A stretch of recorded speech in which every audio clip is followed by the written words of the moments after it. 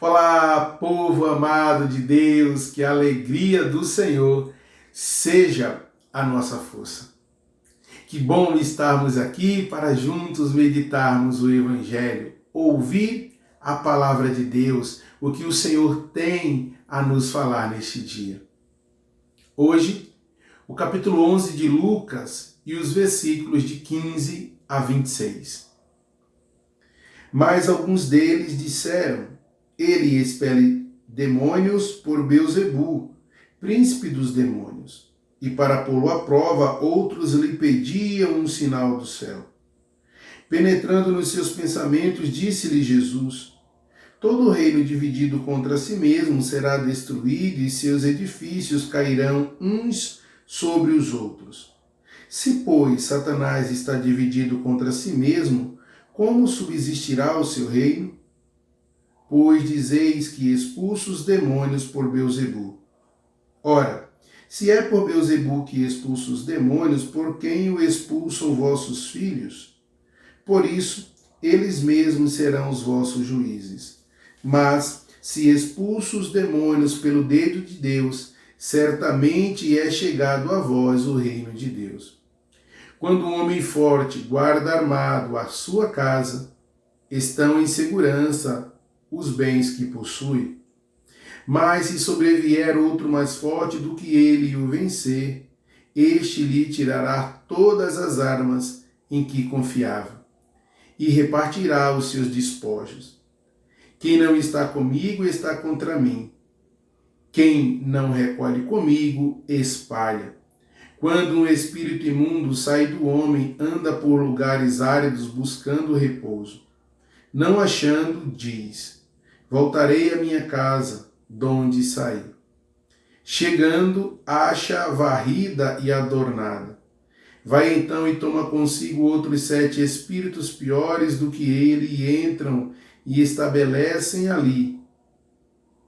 E a última condição deste homem vem a ser pior do que a primeira. Palavra da salvação, glória a vós, Senhor. Bom, então vimos aqui os fariseus tentando colocar Jesus à prova, dizendo que tudo aquilo que ele realizava de libertação, e neste caso a libertação do espírito mudo, era obra de Beelzebu, era por força de Beelzebu. Beelzebu quer dizer Satanás. Então Jesus vai dizer assim: se é por Beelzebu que eu expulso os demônios, como esse reino subsistirá? Não faz sentido, né? Quem é que vai destruir a si mesmo? Mas se, olha só que bonito, mas se expulso os demônios pelo dedo de Deus, certamente é chegado a vós o reino de Deus. É uma contradição imensa que estavam fazendo os fariseus.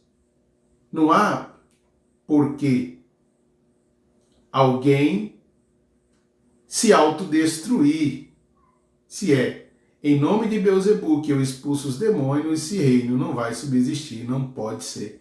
Agora, se expulso em nome de Deus, o reino de Deus chegou para você. Por quê? Porque é a fé, né, de que aquela ação é uma ação divina.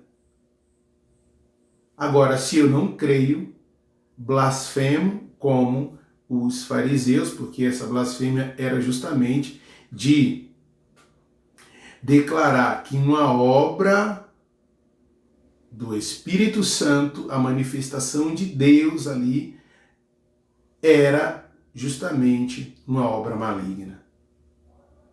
Eles não acreditavam e ainda pediam um sinal, disseram: olha, dá-me um sinal do céu, como se aquela ação de Jesus de libertar alguém de um espírito mudo não fosse em si uma obra divina, uma obra do céu. Meus irmãos, o reino de Deus se estabelece em nós na medida que nós aceitamos. O reino de Deus chega para nós quando nós aceitamos, tomamos posse de que Jesus é aquele que tem essa autoridade de expulsar os demônios, de libertar. Agora, se alguém que é liberto não permanece em Jesus, corre o risco de esse espírito que foi expulso retornar e, encontrando a casa escancarada, este demônio vai e traz consigo outros 7 demônios piores do que ele, e ali fazem morada. Agora olha só, a última condição deste homem que foi liberto e deu brechas para que Satanás voltasse em sua vida, vem aí ser a pior condição do que a primeira, ou seja, a vida anterior à primeira libertação se torna ainda pior. E quantas das vezes nós vemos isso, né? Pessoas que começam a caminhar na igreja, que começam a ter a sua vida renovada, restaurada, restabelecida, e depois se afastam de Deus. Com o passar do tempo, aquela pessoa vai voltando a ser o que era e, inclusive, pior do que era. Por quê? Porque o mal, ele tem essa característica de destruição, de destruir a nossa vida, de nos tornar piores, enquanto a graça de Deus quer nos santificar. Assim como alguém que se aproxima de Deus e cada vez mais busca a Deus, essa pessoa vai se tornando aquilo que realmente precisa ser, vai se tornando santo. Enquanto alguém que se afasta de Deus, que é alcançado pelo mal e cada vez mais se afastando de Deus, cada vez mais vai se distanciando daquilo que é a vontade de Deus. Meus irmãos, que neste dia a graça de Deus, o reino de Deus, chegue para nós. Porque nós cremos, porque nós acreditamos, porque nós tomamos posse que essa manifestação de libertação é a manifestação divina, é uma manifestação da poderosa ação de Deus que nos alcança, que quer nos libertar, que quer nos curar, que quer nos salvar, que nos quer santos. Meus irmãos e minhas irmãs, peçamos que Deus possa nos libertar de todo o mal, de toda a força do mal. Neste caso, este homem era possuído de um espírito mudo, e quando Jesus o expulsou, o homem voltou a falar. Qual é a libertação que nós precisamos hoje?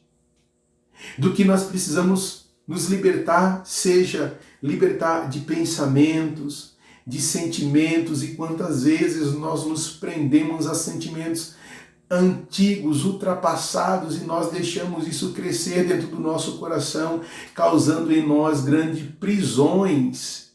Mas o Senhor quer nos libertar hoje, o Senhor quer abrir as cadeias, quer nos libertar. Quantos pensamentos, quantas lembranças precisam ser curadas. Senhor Jesus, nos liberta das lembranças de pecado, das lembranças de palavras ditas a nosso respeito, palavras malditas, palavras de maldição que foram lançadas contra nós, contra a nossa casa, contra a nossa família. Senhor, nós tomamos posse do reino, do teu reino. Que venha o teu reino para nós. Abençoa-nos, Senhor. Cura-nos, Senhor. Liberta-nos, Senhor, de todo mal. Amém